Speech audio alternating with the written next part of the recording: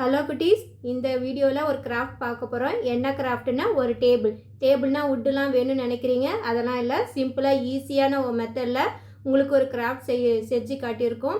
இது பிடிச்சிருக்குன்னு நினைக்கிறேன். இந்த வீடியோவை லைக் பண்ணுங்கள், ஷேர் பண்ணுங்கள், கமெண்ட் பண்ணுங்கள். இருக்கீங்க, ஸ்கூல் ஸ்டார்ட் ஆக போகுது, புக்ஸ் எல்லாம் வாங்கி எல்லாம் ரெடி பண்ணிட்டீங்களா? இன்றைக்கி என்ன கிராஃப்ட் செய்ய போகிறோம்னா சின்ன டேபிள். அதுக்கு நமக்கு என்னென்ன வேணும்னா காலண்டர் அட்டை இருக்குல்ல, டே ஷீட் காலண்டர் அட்டை, ஒரு கலர் ஷீட்டு எந்த வேணுமா எடுத்துக்கலாம். இதை ரேப் பண்ணிக்கணும். இதை ஒட்டிட்டு காமிக்கிறேன், உங்களுக்கு பேஸ்ட் பண்ணிவிட்டு காமிக்கிறேன். அதுக்கப்புறம் நமக்கு இந்த கட்டைப்பை ஸ்டிக் இருக்குல்ல, ட்ரெஸ் எல்லாம் வாங்கும்போது பேக் கொடுப்பாங்க, அதில் ஸ்டிக் இருக்குல்ல, அந்த ஸ்டிக்கை ஒரே அளவாக 4 ஸ்டிக் எடுத்திருக்கேன்.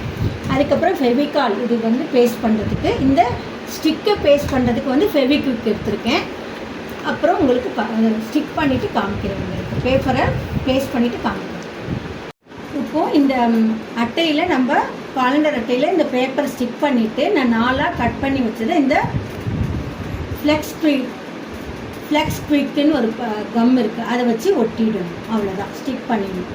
ஸ்டிக் பண்ணிவிட்டு இப்போ திருப்பி காமிக்கிறேன்.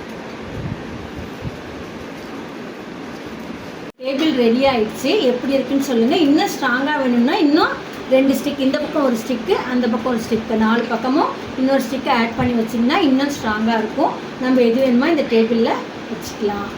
எப்படி இருக்குன்னு சொல்லுங்கள் டேபிள். தேங்க்யூ குட்டீஸ்.